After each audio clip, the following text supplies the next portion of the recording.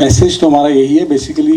कहानी अपने आप में एक मैसेज यही दे रही है कि वन, आज के टाइम पे जो रियल हीरोज़ की जो कहानियाँ हैं, जैसे कि लड़का सचिन को भगवान मानता है और फादर कृष्ण को भगवान मानता है, तो जो ये फेथ की कहानी अपने अपने हैं, वो आजकल के टाइम पे बहुत इंपॉर्टेंट है डिस्टिंग्विश करना कि who is the real hero. Gods और आदमी के जो फ़र्क है, हीरोज़ जो हमने आजकल बनाए हुए हैं रियल हीरोज़, और उनको हम बिल्कुल भगवान की तरह पूजना शुरू कर देते हैं, वो एक जो डिफरेंस है उसको हमें देखना पड़ेगा उस नज़र से कि they are few heroes which are good in their own thing but it cannot be compared to God.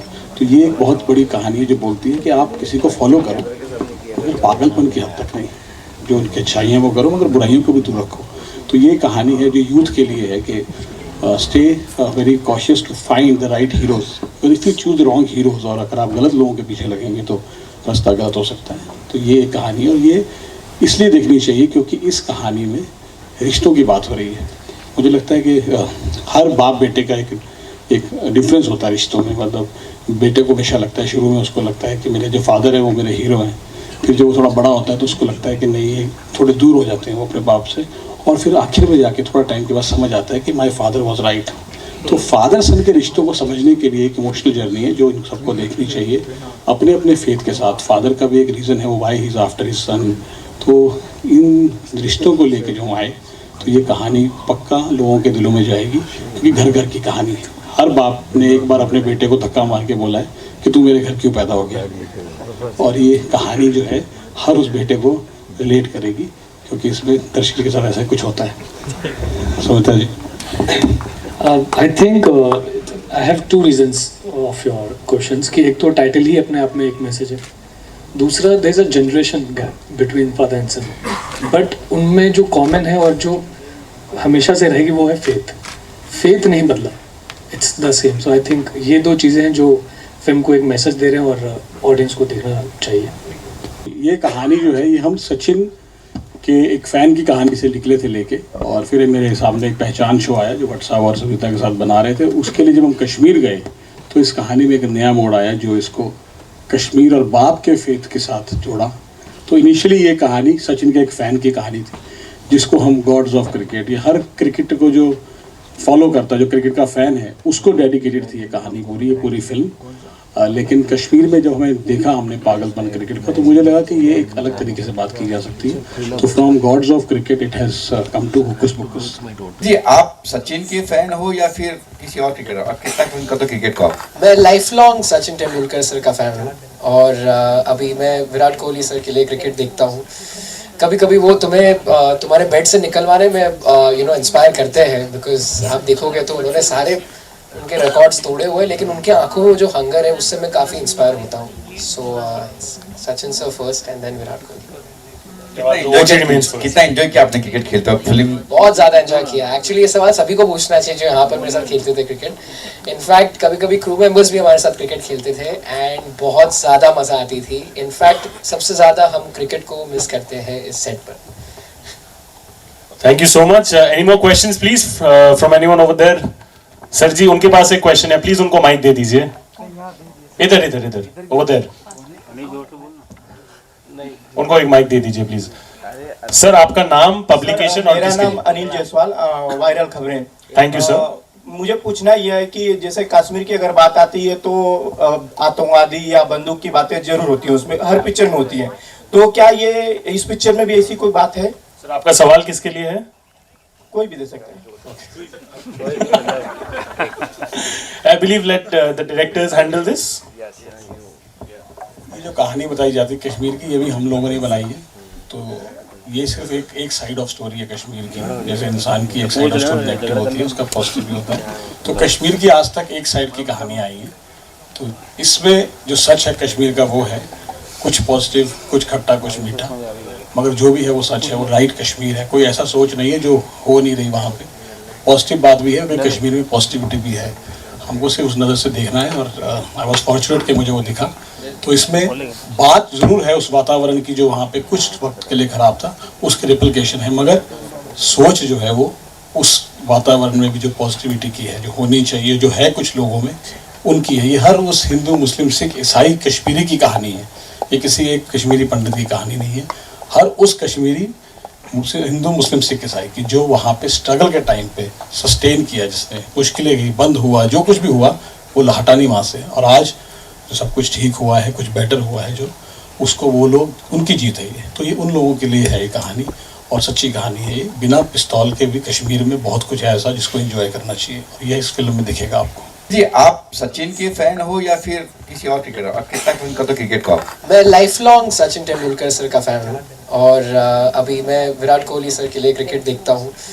कभी कभी वो तुम्हारे बेड से निकलवाने में इंस्पायर करते हैं, बिकॉज आप देखोगे तो उन्होंने सारे उनके रिकॉर्ड्स तोड़े हुए, लेकिन उनके आंखों में जो हंगर है उससे मैं काफ़ी इंस्पायर होता हूँ। So Sachin sir first and then Virat Kohli.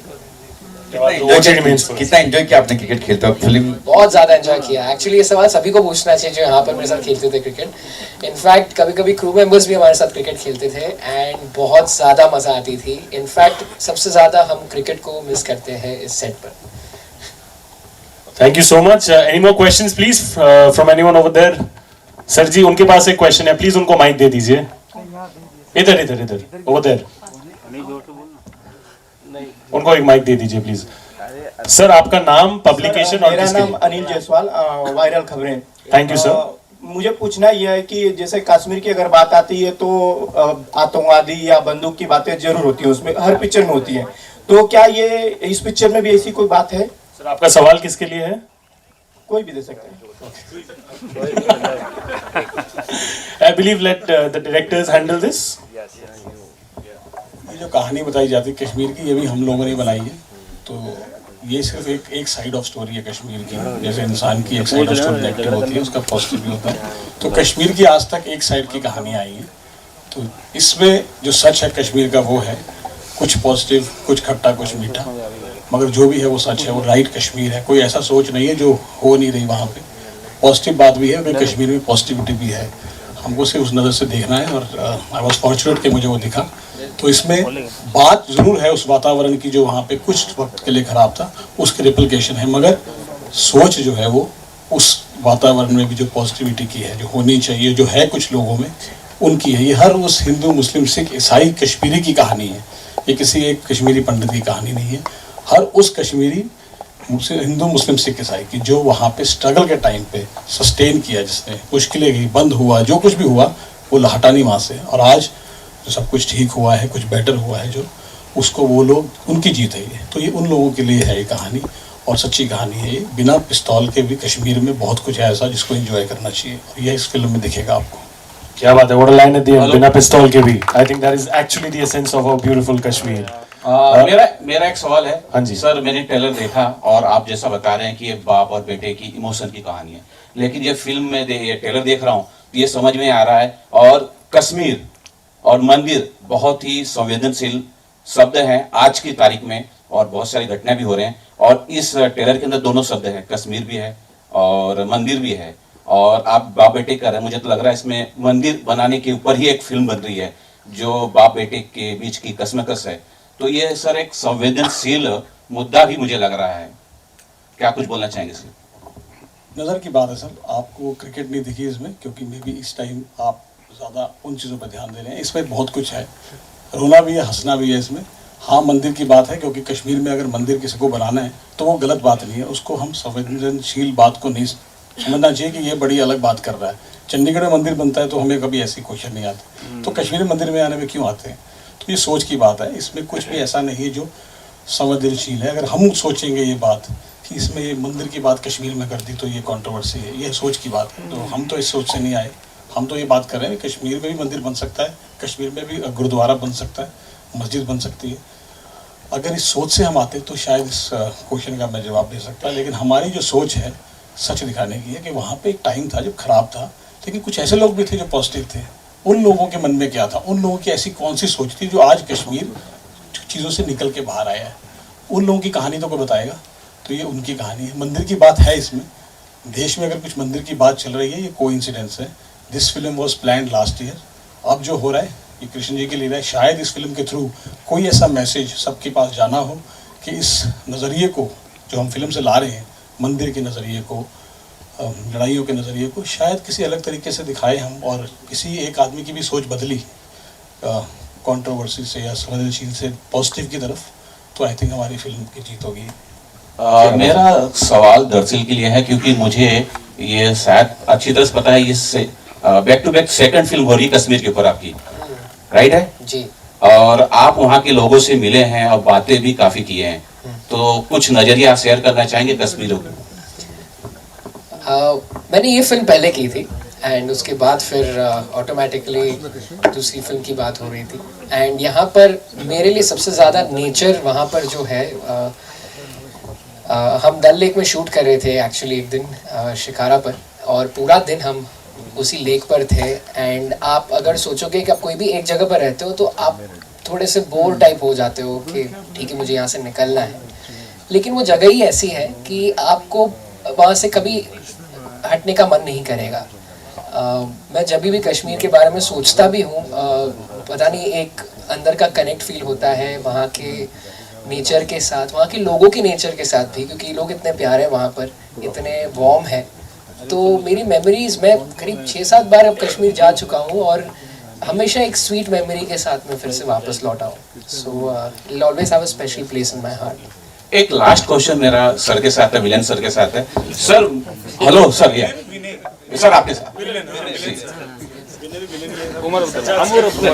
Sir, trailer के अंदर एक बहुत बेहतरीन लुक जो आपके फेस पे आई, हंसते हुआ एक किलर स्माइल था वो, और बहुत अच्छा लगा। सर थोड़ा आपके किरदार के बारे में थोड़ा एक्सप्लेन करेंगे? मैंने वो नहीं देखा, अब ट्रेलर नहीं देखा अब तक, तो आप किरदार के बारे में